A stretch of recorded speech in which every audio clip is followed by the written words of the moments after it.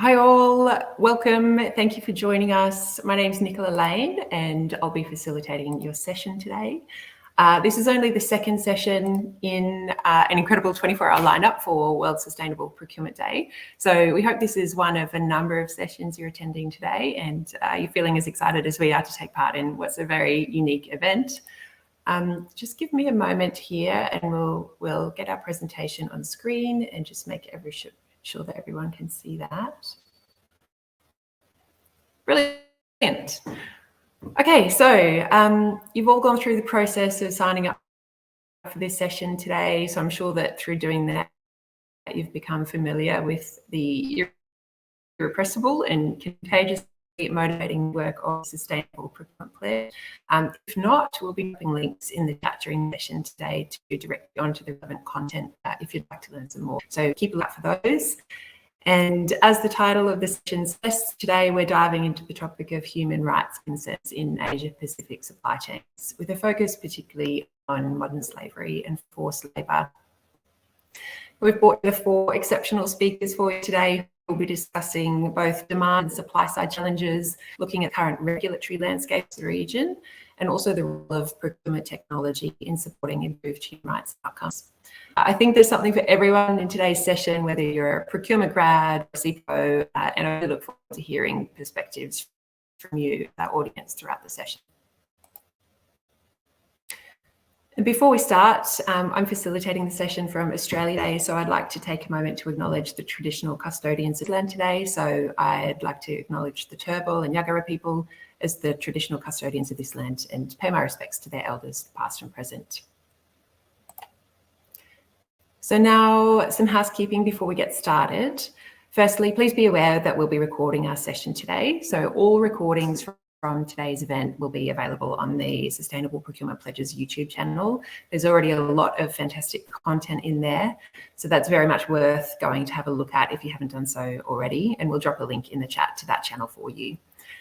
Second, we absolutely welcome audience interaction today, and we encourage you to make the most of a fantastic networking opportunity with other procurement professionals across the globe. So please use the chat and the Q&A over to the right to share your comments and questions as we go. Thirdly, a bit of a shameless plug, please do share your thoughts about WSPD today with your network. Our greatest power is people, our network, our community. So there's any number of ways you can use today's session to build on that. Use the collaborate to accelerate hashtag in your posts, connect with like-minded professionals in the chat here.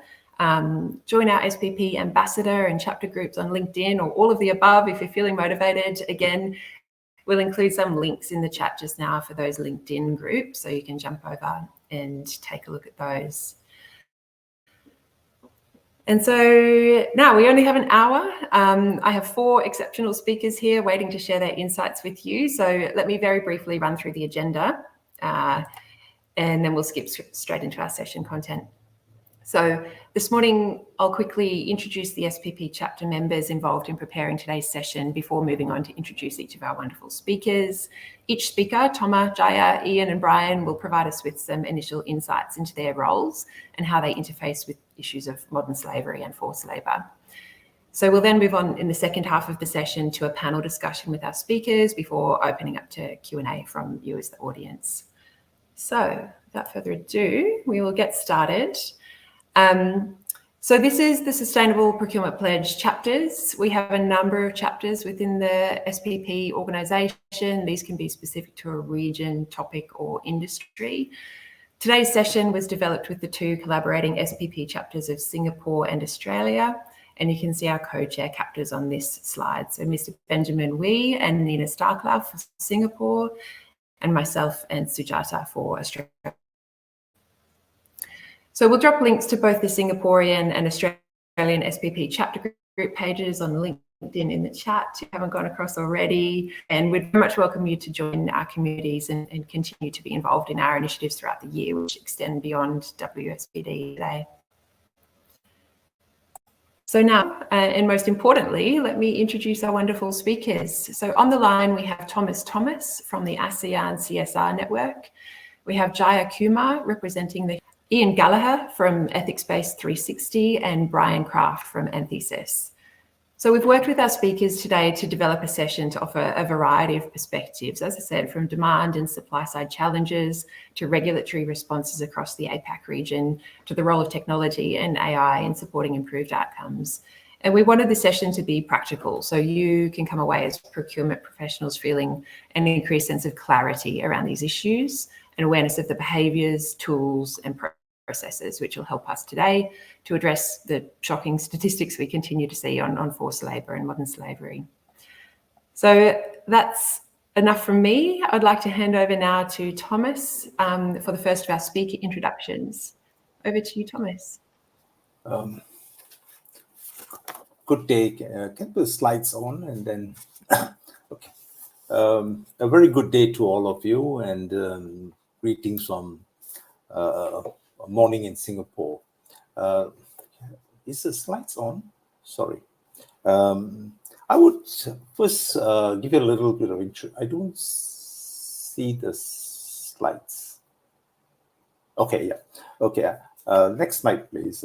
I would first and foremost introduce my organization, that we were we are an organization to promote responsible business in Southeast Asia, and as part of the ASEAN, and we work with the ASEAN business side as well as the secretariat. Next slide, please.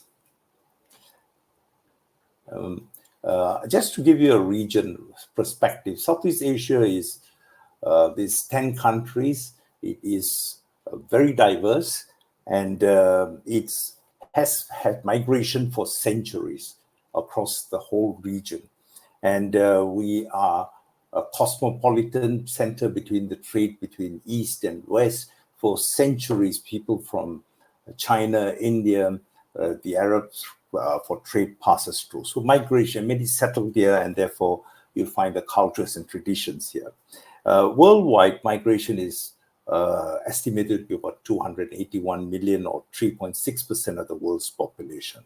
Within ASEAN, we have about 11.6 million migrants, of which is about 3.3% of our total population. And this is wide. Let me just get into the plunge into some of the factors. Next slide, please, and spend some time on this. I want to first say is that within Southeast Asia, we have a lot of migration. And what are the reasons for the migration?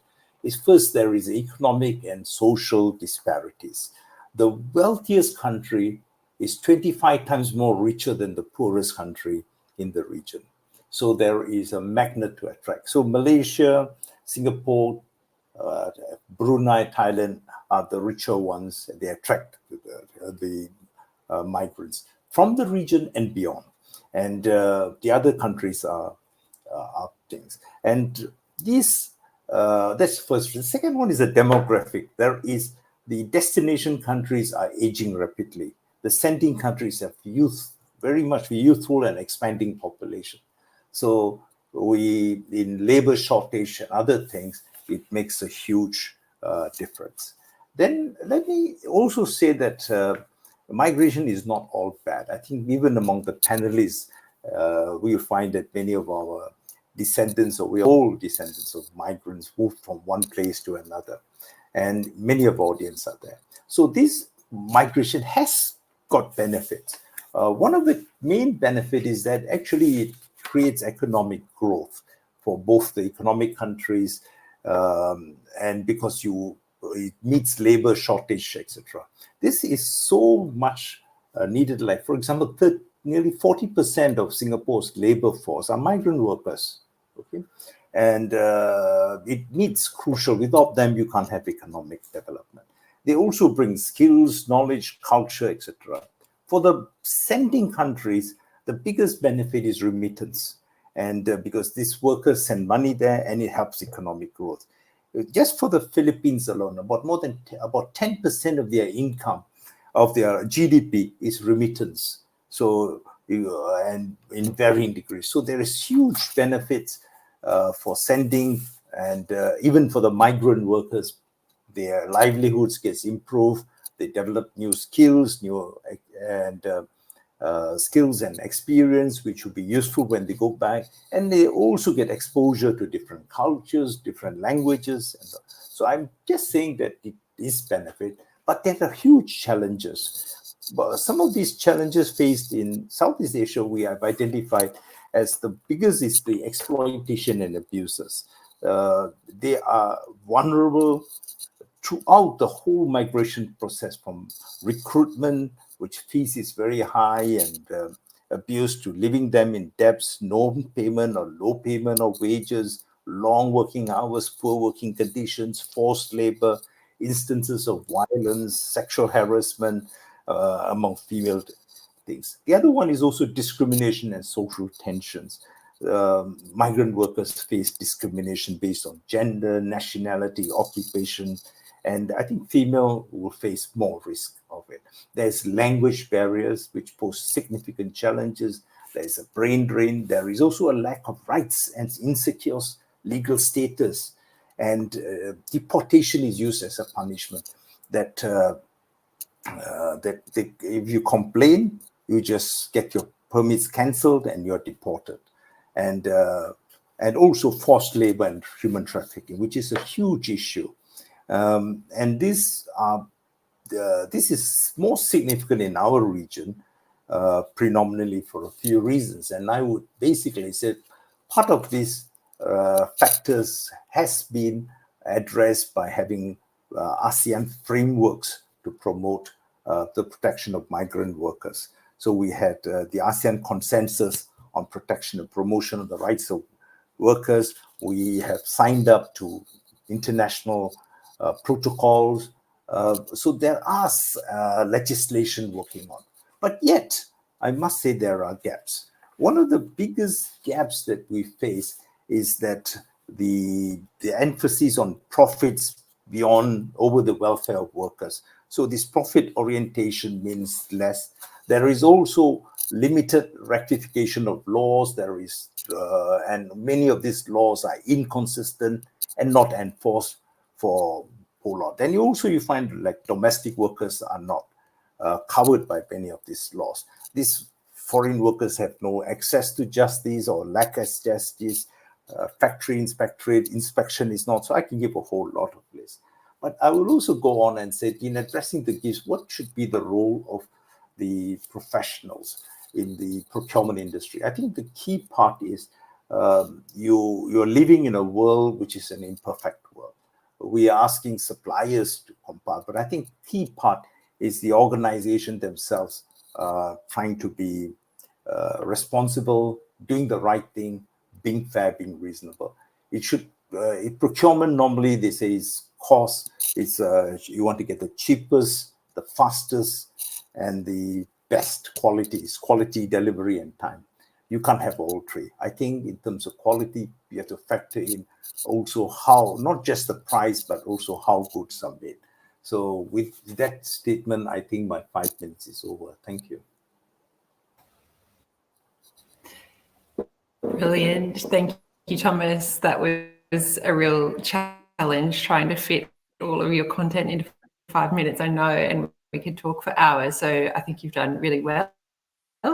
Thank you for that. I'm going to hand over to Jaya Kumar. Over to Jaya. Hi, good morning, everyone. I say good morning. It's because it's 8 in the morning in Singapore where I am. So hope everyone's having a good day wherever you are. Thank you, Thomas, for that wonderful presentation, and thank you, Nicola, for that introduction as well. My name is Jaya, and I work for an organization called HOME in Singapore. We assist low-wage migrant workers in Singapore. As I think Thomas alluded to, there are more than a million low-wage, there are more than 1 million migrant workers in Singapore, and a large subset of them fall under the low-wage category, and that is workers from the construction, marine, process, services, and domestic work industry in Singapore. So a little bit about HOME.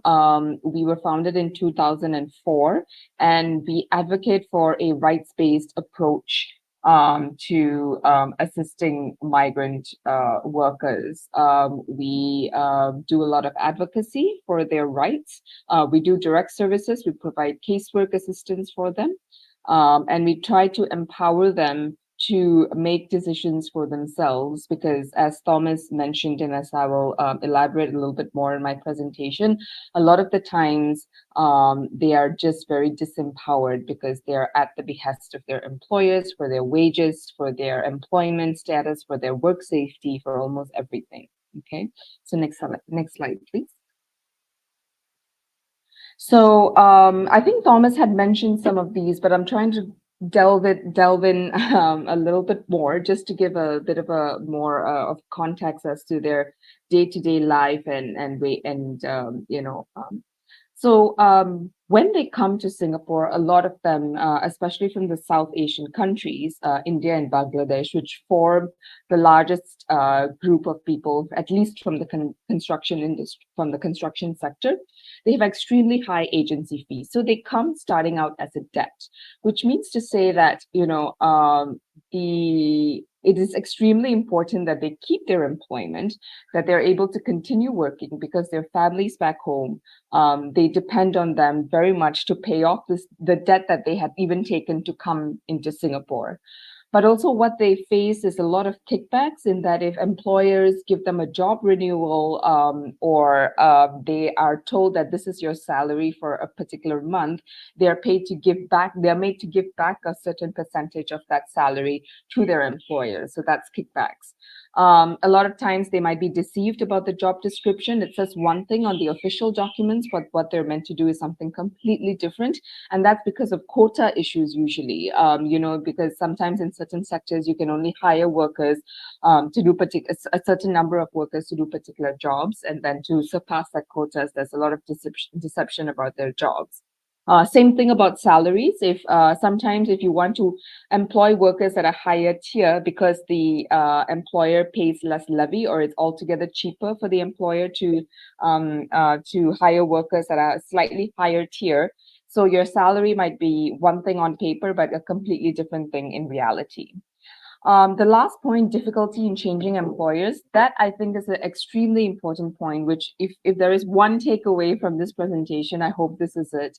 A lot of low-wage migrant workers in Singapore require the permission of their employers in order to switch jobs, which means to say, and Thomas did mention this as well, employers, if workers complain about any of their living and working conditions, employers have the power to just repatriate the workers, and that means they might go home with a lot of debt, and of course face even more and incur more debt if they want to come back to Singapore to work.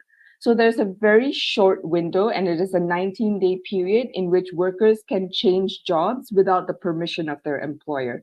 But for the rest of their employment period, they are beholden to their employers, really, because the employer gets to decide whether or not they can switch jobs. Next slide, please. Wage theft, I think this is more of the same thing. There's a deception about salary, there's late or non-payments, illegal deductions. In the Singapore law, there's a list of things that employers can deduct from their salary, and sometimes we see things that is just not on that list. But workers are also afraid to complain and go to the authorities, because there's always that fear in the back of the head. What if I completely lose my job? I'm not able to get another one, and I have to go back empty-handed. Sometimes even when they get the last point, sometimes even when they get judgments from a court or from a tribunal about their salaries, it is difficult to enforce it, because sometimes the company just closes up, and then it just becomes a paper judgment. They're not able to enforce that judgment for their salaries. Next slide, please. Work safety and injury, I think, is more. It roots itself in the same issues. There are a lot of them are subject to very unsafe working conditions, but they are threatened if they whistleblow. So again, the same issue. They are fearful that they will just be sent back home. employers have an obligation to report all work injuries that happen at their work site. But if they do that, their insurance premium might go up. So they find ways to sort of, like try not to report. And that means that workers don't usually get the medical attention that they so desperately need. So home sees a lot of cases where there has been, a botched job with a finger being stitched up, or workers are just not sent to the correct medical professional. Sometimes even when the worker tries to get the work injury compensation, there's a lot of delay. Employers do not give the evidence that's required, so that delays their compensation as well. Next slide, please.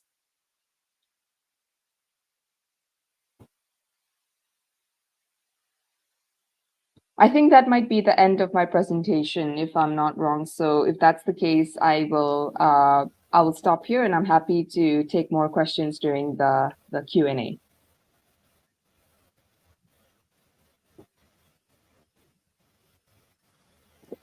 That's brilliant. Thank you, Jaya. There's so much to consider in 5 minutes alone. So thank you so much for sharing that with us. Now over to Gallagher from F-Base 360. Over to you, Ian. Great. So look, thanks Jaya and Thomas. I've learned a lot already, so this has been great, and thanks Nicola for having us. So look, I'm delighted to be representing Ethics-Based 360. We're a third-party risk management organization. Our origins stem from 2011, when we were initially formed to address gaps in the market around anti-bribery and corruption risk. So that was very much our focus for a number of years, and that was conducting, really enhanced due diligence for large multinationals via our research team, which is still a major part of our business. But inevitably, we did start to get requests from clients who were looking for a more holistic approach to managing third-party risk. So some time ago, we made the strategic decision to become a member of the UN Global Compact. And then as a result of that, we started to think about aligning solutions with their key pillars: anti-bribery and corruption risk, environmental risk, but also human rights and modern slavery risk. So historically, as I mentioned, discrete due diligence is what we've been involved with. But to round out our solution set more broadly, last year we did acquire the commercial arm of a company called Trace, a large, well-known non-profit. We help companies operate ethically. And that's now enabled us to offer collaborative due diligence solutions, which has really resulted in our flagship risk methodology of explore, enhance, and engage. So strategic partners are really important to our business as well when building out solutions, and we've had strong relationships now with RDC for our screening services, and probably more importantly for this conversation, Norton Rose Fulbright for our human rights and modern slavery solutions. So if we just move to the next slide, please, Nicola. Yeah, so look, when it comes to modern slavery, why did we think it was important to have solutions in this space? So look, globally, we've seen a real rapid acceleration of human rights in modern slavery and forced labor regulations, standards and disclosure requirements, with, I think, more to come. So regardless of where your business is headquartered, really the span of your supply chain is likely to be impacted. And as a procurement, compliance, risk, or even legal professional, your job today is more complicated than it's ever been, with new legislation seemingly popping up all over the time. And we recognize this and also the challenges this presents to businesses. Just move to the next slide, please, Nicola.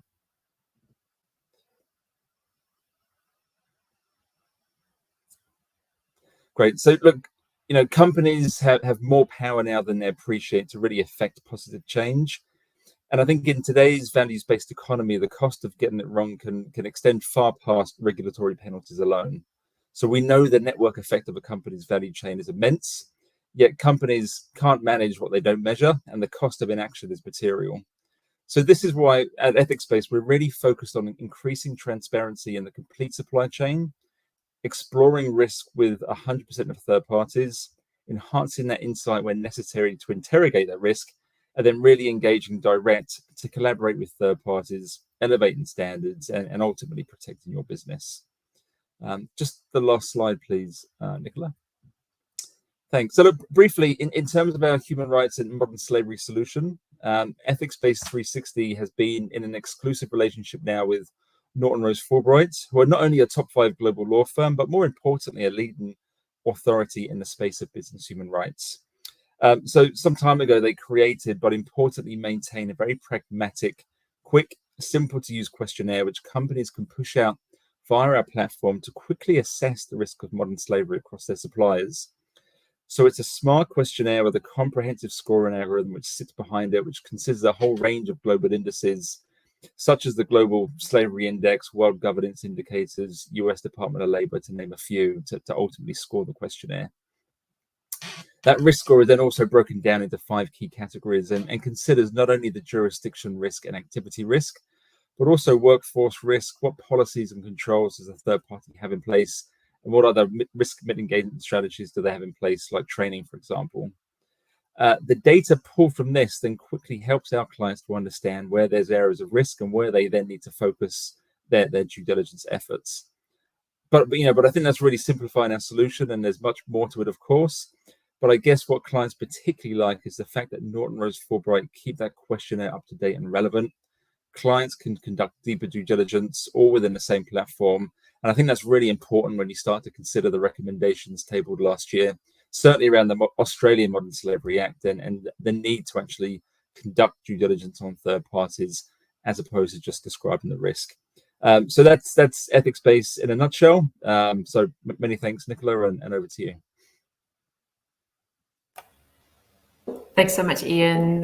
Really looking forward to hearing from you a little bit more in the panel around technology and AI as well. So a final speaker introduction is Brian Kraft. So over to you, Brian.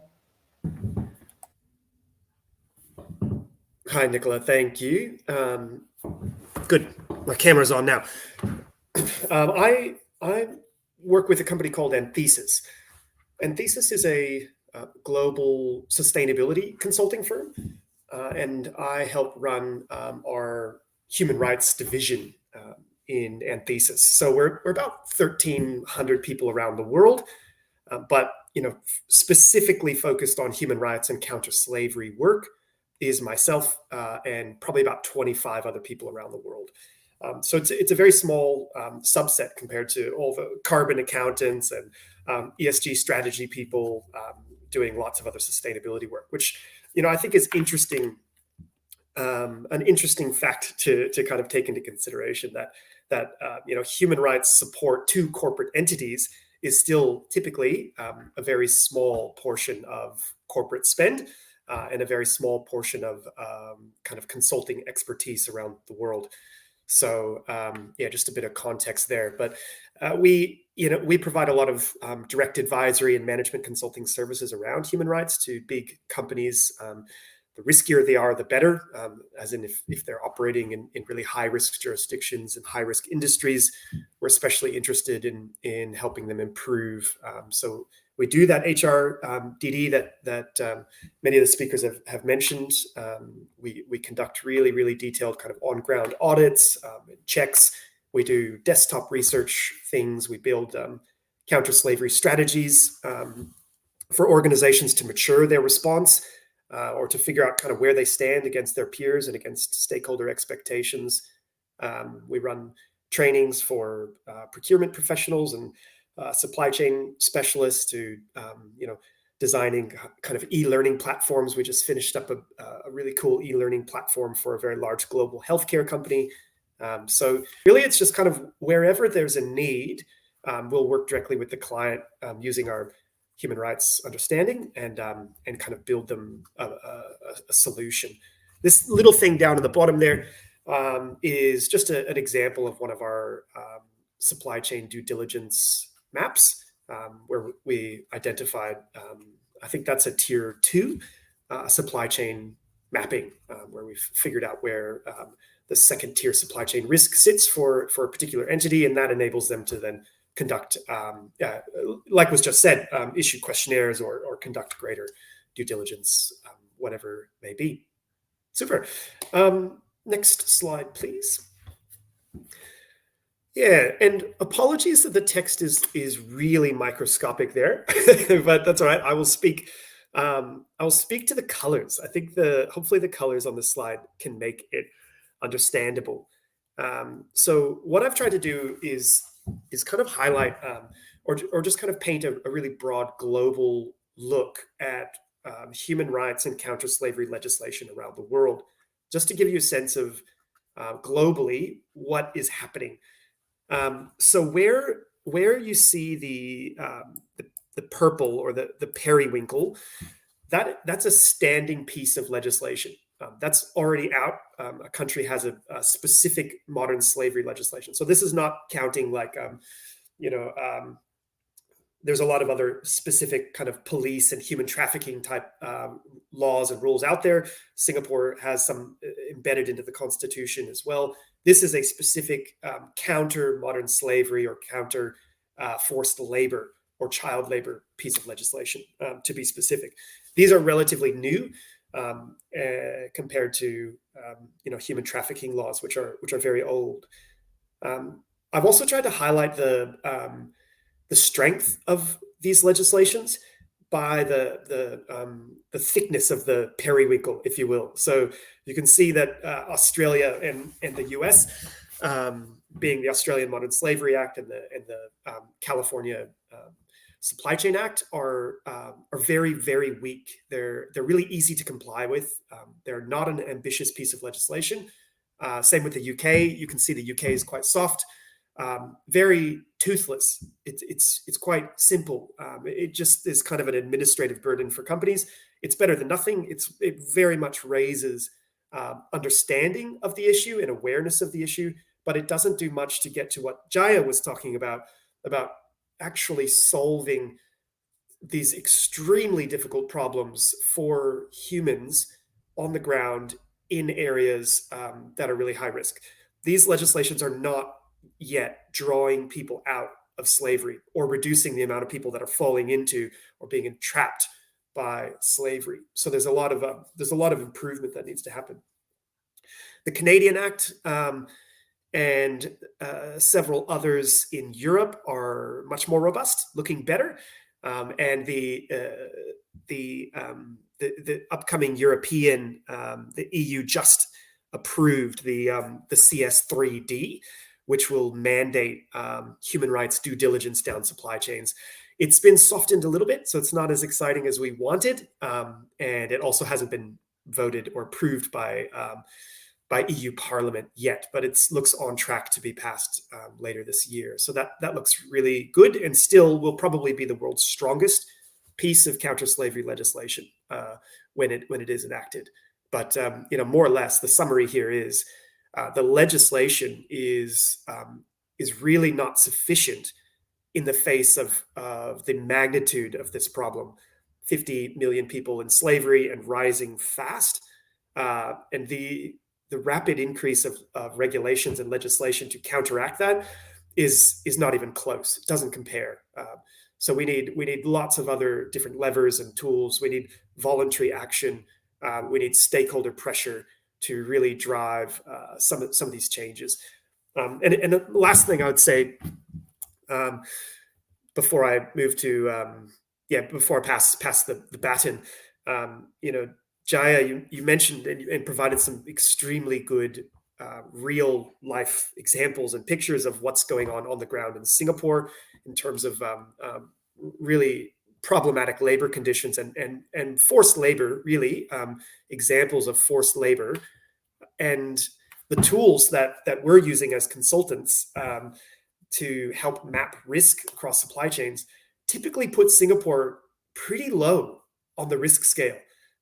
Singapore comes back on most major indices as being, in the top 30 or 40 countries for, being a good place to do business from a forced labor perspective. So that's just to give you a sense of how bad this issue really can be on those, let's say, 120 countries that are way riskier and way worse in terms of probability of buying stuff that has been produced with modern slavery or forced labor. So hopefully that helps just kind of contextualize how serious this problem really is. There's two main things that are moving in Australia. I'll be really brief on this. The statutory review to make the Modern Slavery Act in Australia stronger is, in my opinion, very, very much stalled out. It's just not progressing fast enough. They haven't tabled it. There's 30 strong recommendations, but those are very unlikely to become law this year. And even if they do become law next year, they probably won't be enforced until maybe 2026 at the earliest. So I'm not holding my breath for the government to really push this forward here in Australia. And we might get an anti-slavery commissioner, that second point over there, which will help again with the visibility and the transparency and the awareness of the issue. But they will be largely a figurehead. They won't have any serious power to take companies to task for having very, very poor performance on human rights. I'll leave it at that, and yeah, pass it on. That's brilliant. Thank you so much, Brian. I did not think we would be discussing the transparency of periwinkle today, and I love that. So thank you very much for sharing that content, and hopefully those introductions have generated some really good thought bubbles amongst our audience, and you're starting to see this interesting diversity in perspectives that our speakers are bringing into the session. So we've got 24 minutes now left. I'm going to combine that into, we've got some pre-prepared questions for the panel, which I'll ask, and then we really welcome questions from the audience as well. So I can see a couple have come through on the Q&A. You can put those there and we'll keep monitoring the Q&A section of the chat, and we can pose those questions to the speakers. So let me start off with the first of our panel discussions, and this one, Jaya, I've directed towards you. And it's this one. As procurement professionals, we often find ourselves in a space of compliance focus, supplier pre-qual, supply performance management when we think about modern slavery and forced labour. When I think that often what would promote a change in behaviours is being brought closer to the outcomes of our activities and the realities of forced labour, as we've seen just through your introduction today. So wondering if you could share with us some of the common themes we hear from survivors of modern slavery around their recommendations for change, and how do you see that we could curb the vulnerability, the prevalence, and avoid the issue of re-exploitation? I think two things I think comes to mind. One is recruitment debt, and the other is job mobility. So recruitment debt is it's to say that it's a complex issue is a huge understatement, right? I think a lot of people here will understand that because it's a cross-border issue. It is not something that is adequately tackled by sending countries and receiving countries working together. It is never high on the list of, we have to work together with other countries to sort of eradicate the recruitment debt. But I think them being in a position of financial vulnerability is what informs a lot of the exploitative and abusive living and working conditions that low-wage migrant workers are exposed to. So as businesses, as procurement professionals, that's really something to think about. If you're able to go into home countries, speak to people on the ground to really understand where the debt is being accumulated. And people like us who have, doing this work, people like from home who has been doing this work for many, many years, it is still something that is extremely complex and extremely difficult for us to understand and really pinpoint. Because a lot of it is, there are many, many steps along the way in which debt can be accumulated. ILO has its fair employer pays principle, the fair recruitment initiative, and all of that, which spells out quite explicitly what workers are meant to pay for and what they just shouldn't be paying for in terms of recruitment fees or the cost of migration, really. But take up and enforcement of these guidelines are not very high. So that's on recruitment debt. And I will just, as a last point, what I'll say is there's recruitment debt and there's also the issue of wages, right? Like in a country like Singapore, nobody has a minimum wage. Like a local Singaporean like me, like Thomas, we do not have minimum wage, neither do the low-wage migrant workers. So you have recruitment debt and you have low stagnated salaries as well. Which forces them into a situation where they have to sort of they become extremely vulnerable to forced labor and even situations of trafficking. The other thing, like I mentioned, is job mobility, and this is what I talked about in my presentation as well. I'd just like to address the point, made by Brian in his very last presentation.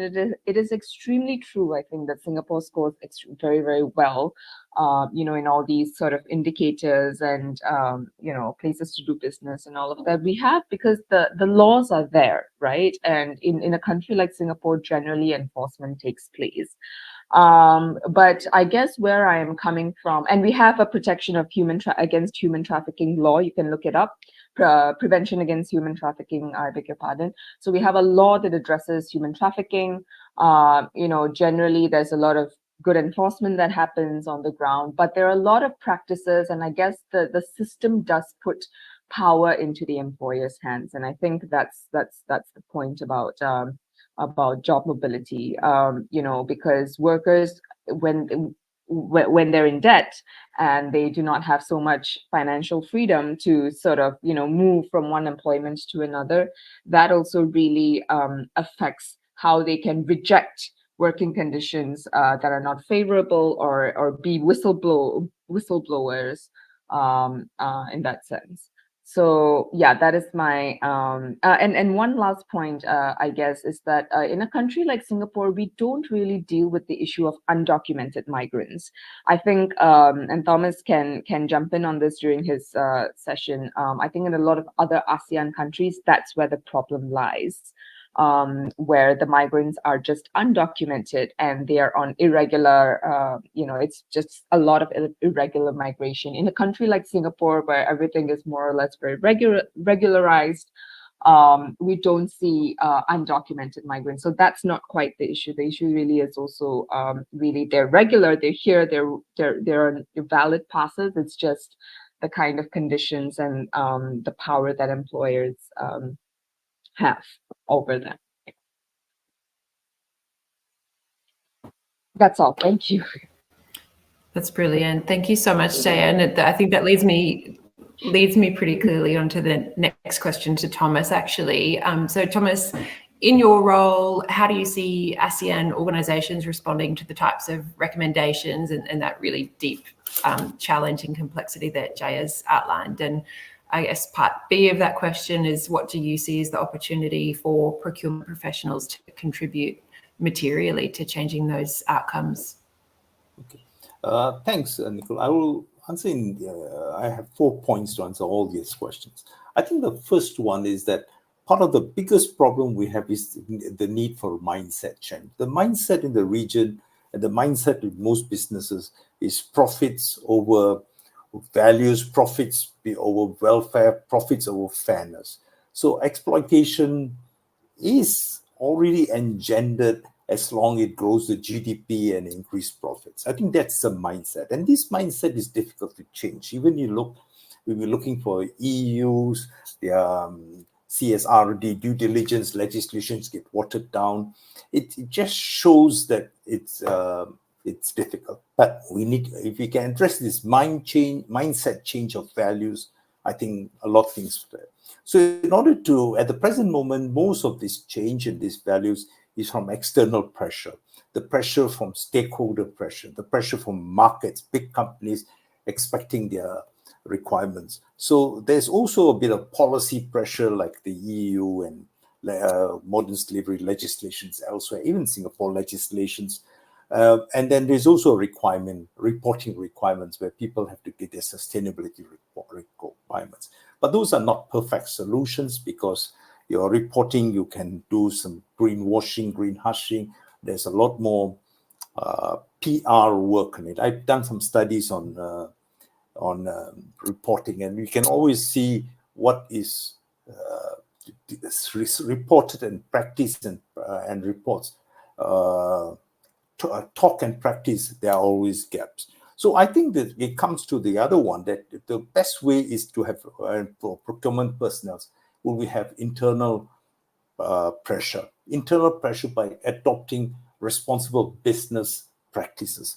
The responsible business practices is the ILO conventions, the UN guiding principles for business and human rights, and also because it allows you to treat people with respect, dignity, and fairness. When you talk about dignity and fairness, I think we are talking about all the faults of the supply chain, and they are all the problems. But part of the supply chain problems has also been because buyers, as procurement people, put pressure on them to reduce costs.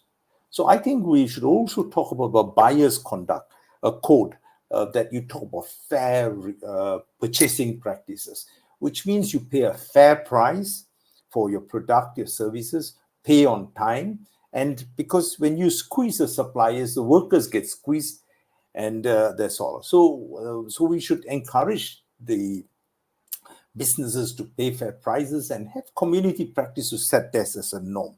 And the ISO standard for sustainable procurements and plus the ILO, they all do this. The final point I say is that you can have all the best laws in the land. I did a report many years ago for ASEAN on CSR and human rights, and we found that all these countries have good laws, but the problem is the laws are not enforced. And the only way to really get enforcement of laws is to also address the question of power balance.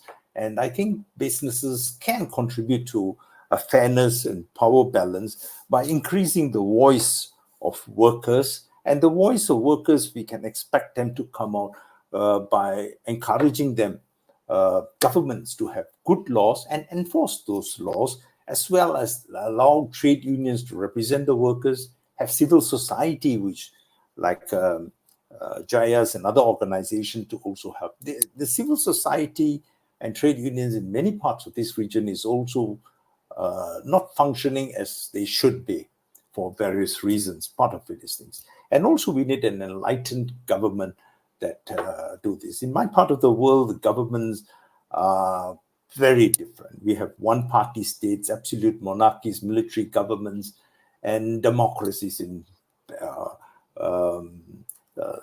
Freedom House calls it not perfect democracies. So I think the companies, as procurement personnel, you can do this is to just say, I want to behave myself decently and I want to be fair to people. Thank you.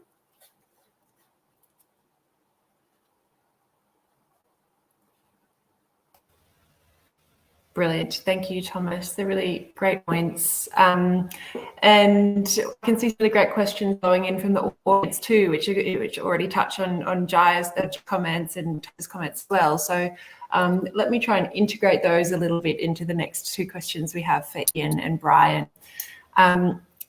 Ian, wanted to touch on technology, and we're hearing so much about AI and AI's role in transforming how we do business. Wondering if you can talk to us a little bit about the role of AI now and into the future in addressing modern slavery, and how can procurement functions or even individuals within functions adopt technology solutions now to improve outcomes. I can see a question there from Andrew too, really talking about human rights feeling amorphous, and I think that this sort of builds in how do we accurately measure, how can we report better on the outcomes associated with our purchasing and supply. Yeah, thanks, Nicola. I mean, I think that's a really sort of big question. So look, when it comes to AI's impact on the business landscape, I think one of the most critical areas it's transforming or should be transforming is modern slavery within supply chains. I think currently AI plays an important role in analyzing vast amounts of data to detect patterns and indicators of modern slavery. It can help in risk assessments by evaluating various factors like supply location, industry, or even labor laws, and these insights can enable businesses to take those proactive measures to help combat modern slavery. But I think looking ahead, the role of AI in addressing modern slavery and human rights is only going to become more significant. We're seeing advancements in technology and things like blockchain, so AI can enhance supply chain transparency by helping to track products from raw materials to finished goods, making it harder for unethical practices to go unnoticed. I also think predictive analytics can also be leveraged to forecast areas or suppliers at higher risk of modern slavery, potentially allowing companies to intervene before incidents occur. You mentioned procurement, so I think in terms of procurement, adopting technology solutions now is crucial for improving outcomes. So AI-powered tools can assist in supply screening, and we do some of that already at Ethics Base by using AI to review big data sets for historical red flags. But AI can also be used for data analysis, supply chain monitoring to identify any irregularities or risks related to modern slavery. By utilizing these solutions, procurement teams can ensure that only ethical suppliers are chosen and take proactive measures to help mitigate those risks within their supply chains. So I think overall, the natural progression is for businesses and procurement to embrace AI technology really as a powerful ally in the fight against modern slavery. I think it's all about leveraging these advancements in technologies to help drive positive change, promote ethical sourcing, and ultimately create a more transparent and responsible supply chain ecosystem. But I think with anything, there's always two sides to a story, and when it comes to AI and tackling modern slavery, I don't think that's any different. And I think there's a few things we probably need to be mindful of. First off, there's the issue of bias in the data AI uses to make decisions. So if the data isn't diverse enough or accurate enough, it could also end up missing certain instances of modern slavery or even affecting marginalized communities. There's also the whole sort of privacy angle I think we need to be aware of. So collecting a ton of data to train AI models on sounds great, but it also raises some serious privacy concerns. So I think it's important to strike that balance between using AI effectively and also respecting people's privacy rights. But I also think another thing to watch out for is not relying too heavily on technology, which is funny coming from a company that provides technology. So I think sure, AI can crunch numbers and spot patterns, but really at the end of the day, the human judgment is still crucial, and we really need humans in the loop to interpret what AI finds and actually to take appropriate action. And there's also the ethical side of things. So we've really got to make sure that the AI tools we're using to fight modern slavery are doing so in an ethical way, and that that means not inadvertently harming the very people we're trying to help. But also supply chains can be super complex, and AI might really struggle to grasp the full picture of how they work, which could really lead to gaps in spotting modern slavery. And I think we've also got to ensure that any AI solutions also comply with all the laws and regulations out there. And even just this week, I saw that the European Parliament had approved the Artificial Intelligence Act, which aims to address potential risks associated with AI applications. So lots of things to be aware of. So I think, to wrap up, I think whilst AI definitely has the potential to help us combat modern slavery, we've really got to be careful with how we use it. And I think it's all about finding that important balance between technology and good old-fashioned human values. Over to you, Nicola.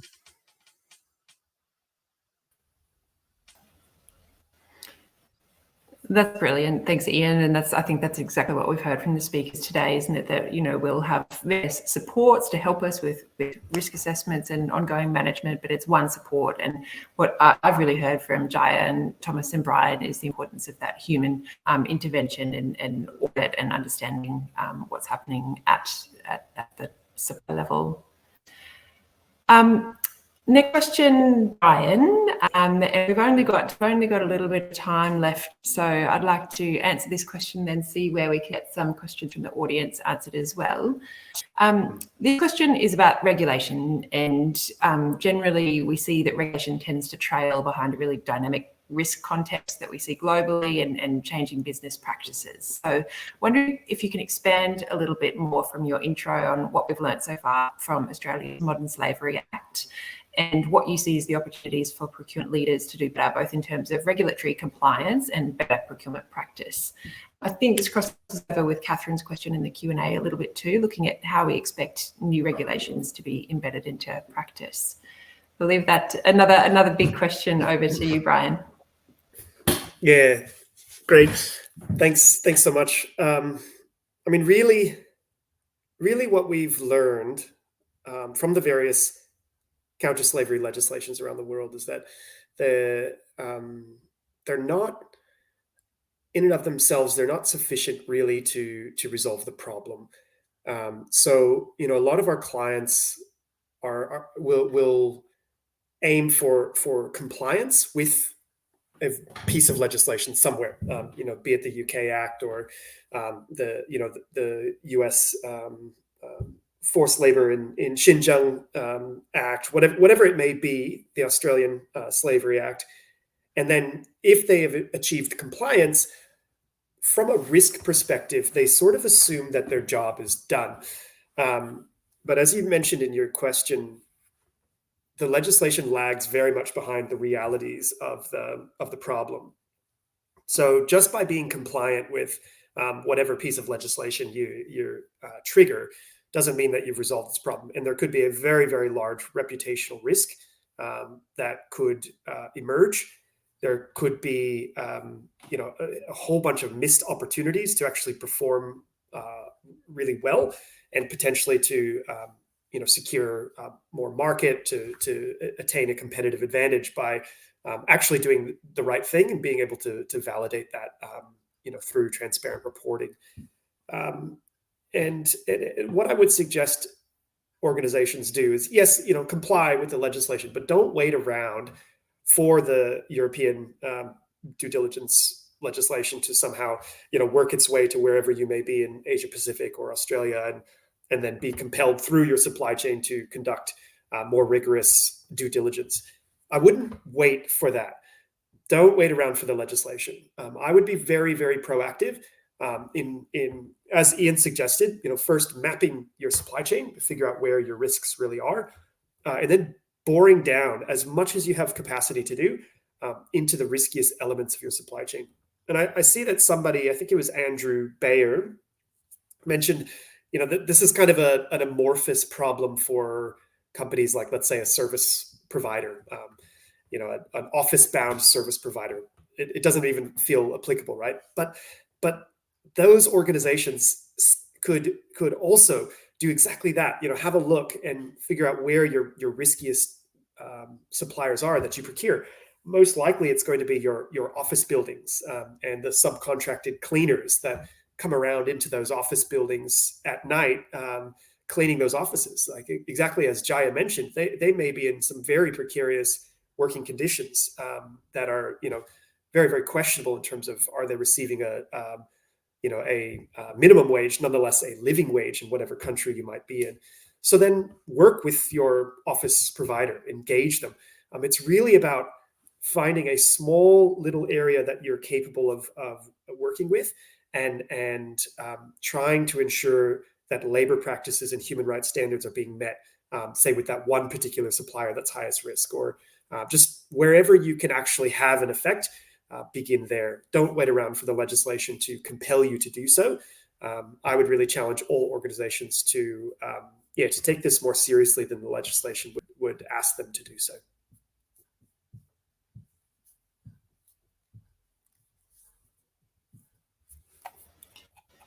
Brilliant. Thank you for that, Brian. Look, unfortunately, that has brought us to time for the session. What I'd encourage you to do is reach out via LinkedIn to any of our speakers if you'd like to have further discussions today. And really just wanted to say thank you for joining us, and particularly a very heartfelt thanks to our fantastic speakers. So I'll leave you with this slide to refresh on ways you can continue to be involved with the SPP outside of today's event. And really just wanted to thank you again for joining us, and hope to see you in some of the other sessions of WSPD today. Thank you all. Thank you, speakers. Bye.